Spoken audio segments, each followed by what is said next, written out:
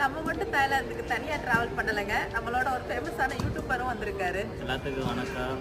நான், அக்கா, அண்ணன் எல்லோரும் வந்து இங்கே சிங்கப்பூரில் வேலை செய்கிறோம். ஸோ நாங்கள் வந்து புக்கெட்டு போகலாம் அப்படின்ட்டு சும்மா பிளான் பண்ணி போகிற வீக்கெண்ட் தான் 4 days ட்ரிப்பு.